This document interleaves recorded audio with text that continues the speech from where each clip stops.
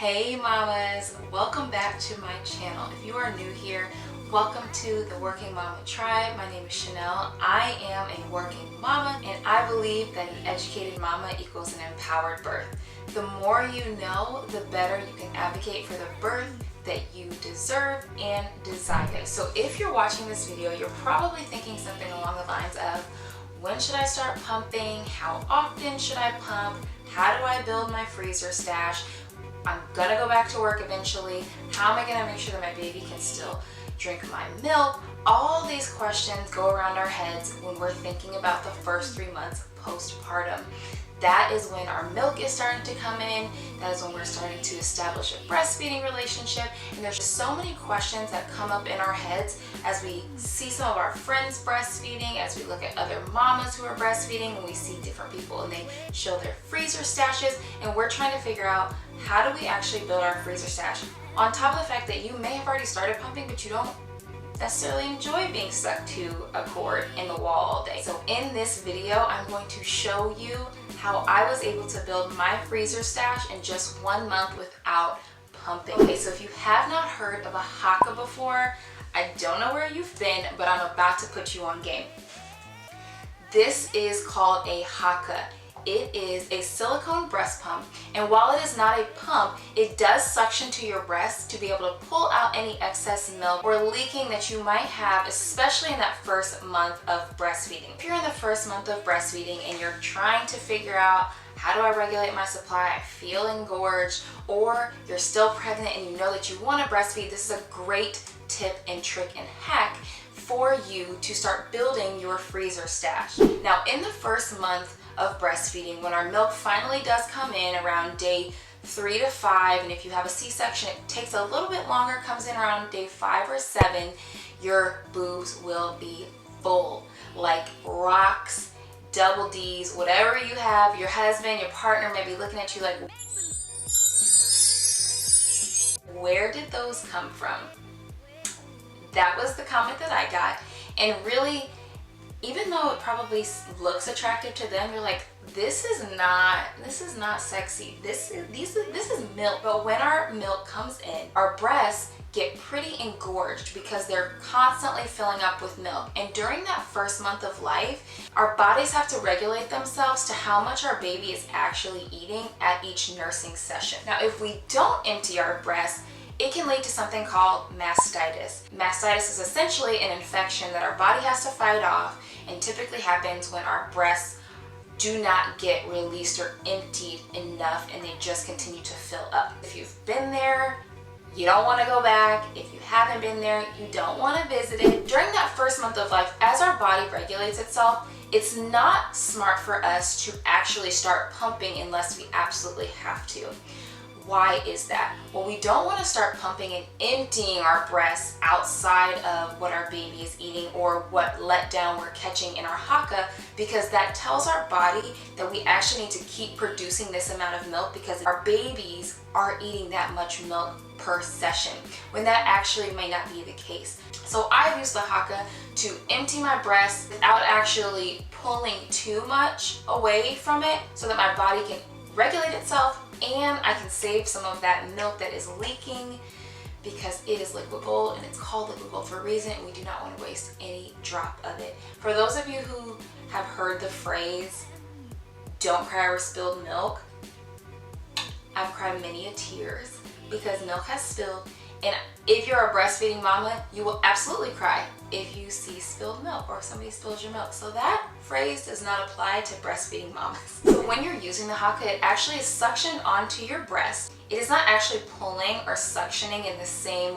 way that a pump would or that your baby would nurse.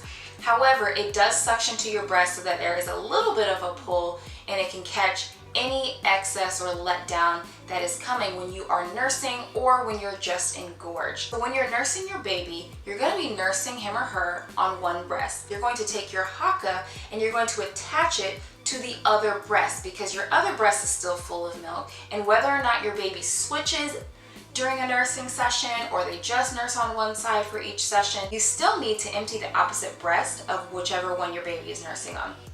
So the easiest way to put this on is to fold the top back squeeze the bottom, push the nipple inside as far as you can, and then release the top so that it suctions on.